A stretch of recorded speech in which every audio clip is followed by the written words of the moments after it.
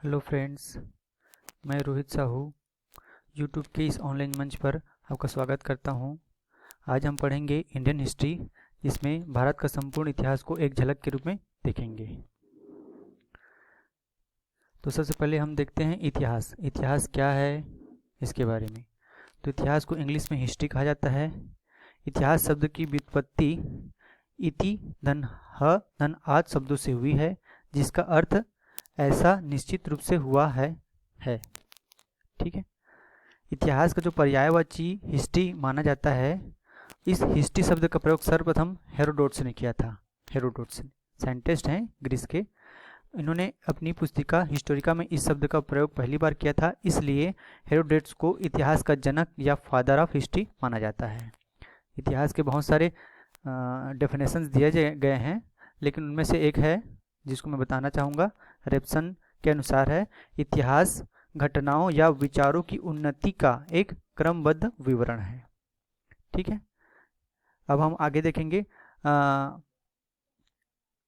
ये जो होता है, हम अब देखोगे बहुत जगह में सन में लिखा रहता है, ईसा पूर्व, बीसी, एडी, ईस्वी ऐसा लिखा रहता है। तो उसका मतलब क्या होता है, इसके बारे में थोड़ा सा देखते हैं। ठीक है। तो हम देखते हैं सन लिखा रहता है, उसमें कहीं कहीं ईसा पूर्व रहता है, ईस्वी रहता है। तो जो इंग्लिश में उसको बोलते हैं बिफोर क्राइस्ट बोलते हैं, हिंदी में ईसा पूर्व बोलते हैं, और आजकल उसको बीसी भी बोला जाता है कभी कभी, बिफोर कॉमन एरा। ठीक है। ये एक्चुअली में होता क्या है, जो बर्थ ऑफ जीसस क्राइस्ट है उनको हम लोग आधार मानते हैं।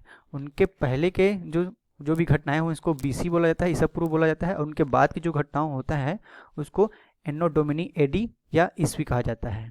ठीक है। एडी को ये लैटिन शब्द है। ठीक है। इसको हम लोग बोलते हैं एनो डोमिनी एडी या ईस्वी बोलते हैं। ठीक है। आजकल इसको कॉमन एरा भी बोला जाता है, और कभी कभी देखोगे आप तो उसको बीपी भी लिखा जाता है। तो बीपी का मतलब बिफोर प्रेजेंट है। ठीक है। क्लियर ये? ओके, आगे बढ़ते हैं। तो भारत का संपूर्ण इतिहास को हम लोग लगभग 3 भागों में बांटते हैं। पहला है प्रागैतिहासिक काल, प्राग ऐतिहासिक काल, आद्य ऐतिहासिक काल और ऐतिहासिक काल। ठीक है। प्राग ऐतिहासिक काल को प्री हिस्टोरिक एरा भी बोलते हैं या पाषाण काल भी बोलते हैं। इसको हम लोग 3 भागों में फिर से बांटे हैं, पूरा पाषाण काल, मध्य पाषाण काल और नव पाषाण काल। ठीक है। पूरा पाषाण को फिर से 4 भागों में बांटे हैं, 3 भागों में बांटे हैं। ठीक है। उसको भी देखेंगे। आद्य ऐतिहासिक काल 2 भागों में बांटा गया है, सिंधी घाटी की सभ्यता, वैदिक काल, और ऐतिहासिक काल को 3 भागों में बांटा गया है। तो एक एक करते के देखते जाते हैं। प्राग ऐतिहासिक काल होता क्या है, इसको देखते हैं। ठीक है। तो प्राग ऐतिहासिक काल क्या होता है, इसको प्री आईबीसी भी बोलते हैं, pre IVC, pre Indus Valley civilisation भी बोल सकते हैं। इस काल का कोई लिखित साक्ष्य नहीं मिला है, इस काल में लेखन प्रक्रिया स्टार्ट नहीं हुआ था, इसलिए इसको क्या बोला जाता है, प्राग ऐतिहासिक काल कहा जाता है। ठीक है। इसका जो टाइम पीरियड है 25 लाख बीसी से 25,000 बीसी ईसा पूर्व है। इस काल को पाषाण काल भी कहा जाता है, क्योंकि इस काल में पाषाण निर्मित उपकरणों पर मानव निर्भर था। ठीक है। इसको पुनः 3 भागों में बांटा गया है। पहला है पूरा पाषाण काल। ठीक है। पूरा पाषाण को पैलियोलिथिक एरा भी बोलते हैं, जिसका टाइम पीरियड है 25 लाख ईसा पूर्व से 10,000 ईसा पूर्व है। ठीक है। पूरा पाषाण काल जो है उसमें हम देखते हैं कि प्रथम पूरा पाषाण कालीन संस्कृति की जो खोज हुआ था उसको रॉबर्ट ब्रूस फ्रूट ने खोजा था। इसलिए इनको क्या कहा जाता है, भारत के प्राग ऐतिहासिक पुरातत्व के जनक कहा जाता है।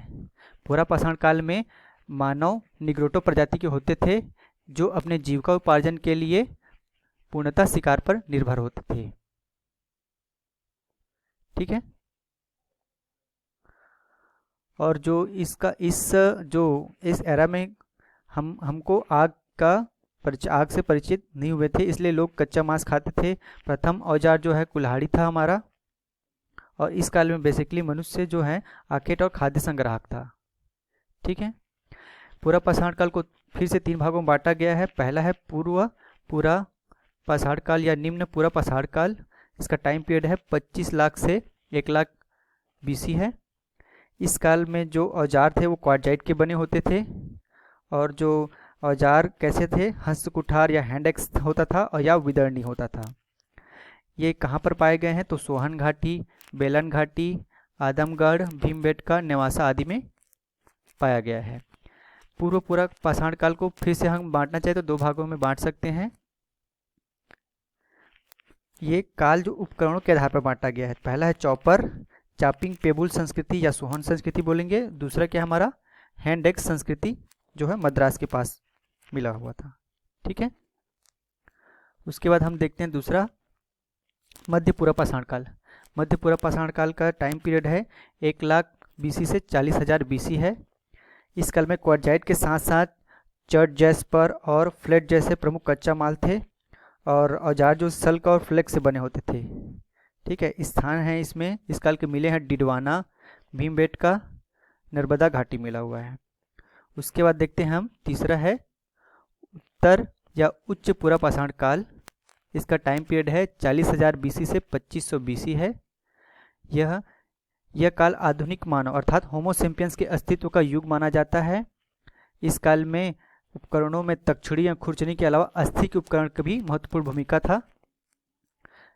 इस काल में जो प्रस्तर फलकों का निर्माण होता था और इस काल का जो स्थान है बेलन घाटी, छोटा नागपुर पठार, मध्य भारत, गुजरात, करनूल आदि प्रमुख स्थान थे। ठीक है, दूसरा हम देखते हैं मध्य पाषाण काल, मेसोलिथिक एरा। इसका जो टाइम पीरियड है 10,000 BC से 4,000 BC है। यह काल पूरा और नवपाषाण काल का संक्रमण काल या ट्रांजिशन फेज कहा जाता है। ठीक है, इस काल को परवर्ती प्रस्तर युग भी कहा जाता है। इस काल के औजार जो छोटे पत्थरों से बने होते हैं जिन्हें सूक्ष्म पाषाण कहा जाता है। ठीक है, और इस काल में पशुपालन का साक्ष्य मिला है, आदमगढ़ से मिला है और राजस्थान के बागौर से मिला है। मानव द्वारा पालतू बनाया गया पहला पशु है कुत्ता था।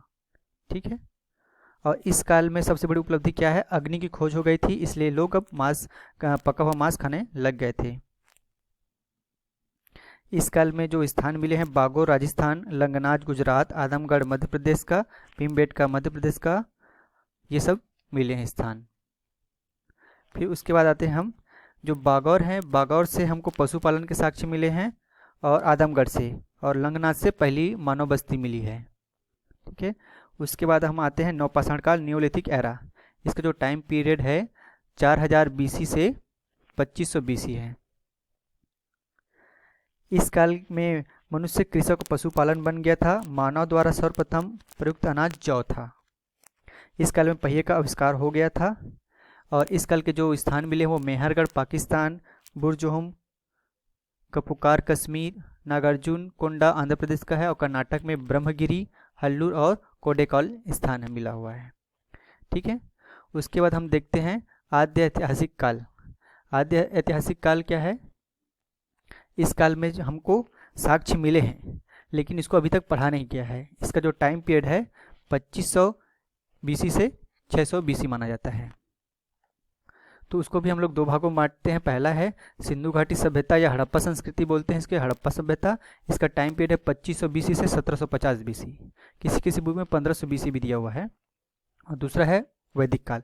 वैदिक काल का टोटल टाइम पीरियड है 1500 BC से 600 BC है। इसको पुनः दो भागों में बांटा गया है। ऋग वैदिक काल जिसका टाइम पीरियड है 1500 BC से 1000 BC और दूसरा है उत्तर वैदिक काल जिसका टाइम पीरियड है 1000 BC से 600 BC है। ठीक है, इसका डिटेल हम लोग नेक्स्ट वीडियो में पढ़ेंगे इसलिए इतना डिटेल में नहीं बताया जा रहा है। तीसरा देखते हैं हम ऐतिहासिक काल। ऐतिहासिक काल में क्या है, हमको साक्ष्य भी मिले हैं, लिखित साक्ष्य, और उसको पढ़ा भी जा चुका है। इसका जो टाइम पीरियड है 600 BC से 1947 तक या अब तक माना जाता है। इसको पुनः 3 भागों में बांटा गया है। प्राचीन भारत का इतिहास एंशिएंट हिस्ट्री जिसका टाइम पीरियड है 600 BC से 712 AD और दूसरा है मध्यकालीन इतिहास मिडिवल हिस्ट्री 712 AD से 1498 AD। तीसरा है आधुनिक भारत का इतिहास मॉडर्न हिस्ट्री 1498 AD से अब तक या 1947 तक मानते हैं। इसी बीच में दक्षिण भारत का भी इतिहास पैरेलली चलता है इसलिए इसको भी कंसिडर किया जाता है। अब हम देखते हैं कि प्राचीन भारत में क्या क्या पढ़ाया जाता है और क्या क्या हम लोग पढ़े हैं, क्या क्या हुआ है हमारे इतिहास में। तो प्राचीन धार्मिक आंदोलन के बारे में पढ़ा जाता है, जिसमें बौद्ध धर्म, जैन धर्म और कुछ कुछ जो धर्म हुए हैं उनके बारे में पढ़ा जाता है। फिर आता है हमारा महाजनपद काल, जिसमें 16 हमारे जनपद होते हैं। फिर मगध साम्राज्य आ जाता है पटना पाटलिपुत्र में। फिर मौर्य साम्राज्य आता है, चंद्रगुप्त मौर्य इनके संस्थापक होते हैं। फिर मौर्योत्तर काल में 3 राजवंश होते हैं, शुंग, कण्व और सातवाहन वंश। उसके बाद गुप्त साम्राज्य आ जाता है। उसके बाद गुप्तोत्तर साम्राज्य में 3 वंश आते हैं, वर्धन, कन्नौज, राजपूत। इसी में क्या होता है हमारा त्रिपक्षीय संघर्ष होता है। फिर कुछ विदेशी आक्रमण होते हैं, बैक्ट्रियन पहला विदेशी आक्रमण होता है, शक, पल्लव, कुषाण। उसके बाद पूर्व मध्य काल में देखते हैं हम, जिसका टाइम पीरियड क्या है 800 से 1200 AD है। इसमें पुष्यभूति, मौखरी, गौड़ वंश, वल्लभी, बंगाल के पाल वंश, राजपूत, गढ़वाल वंश, ये सब राजवंश के बारे में इस पर पढ़ाई करेंगे हम।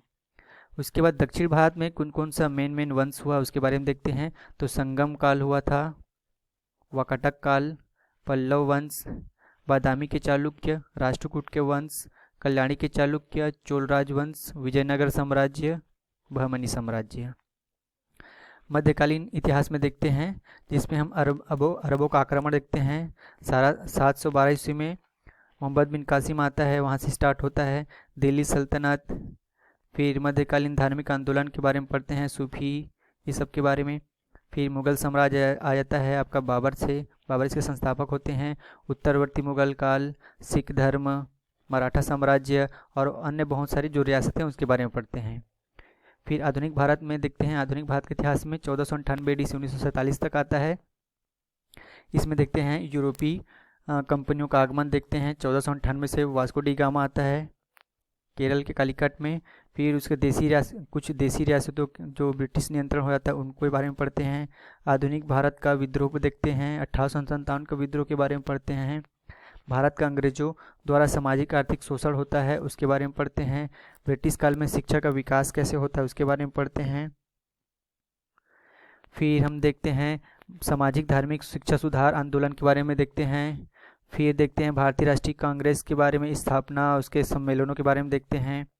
क्रांतिकारी राष्ट्रवाद के प्रमुख केंद्र के बारे में पढ़ते हैं।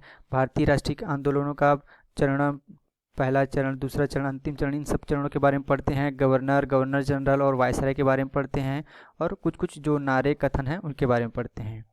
तो आज की वीडियो में इतना ही। नेक्स्ट मेरे वीडियो को देखने के लिए, नेक्स्ट आगे की पढ़ाई के लिए हम नेक्स्ट वीडियो बनाएंगे। इतना के लिए सहयोग देने के लिए थैंक यू सो मच, धन्यवाद।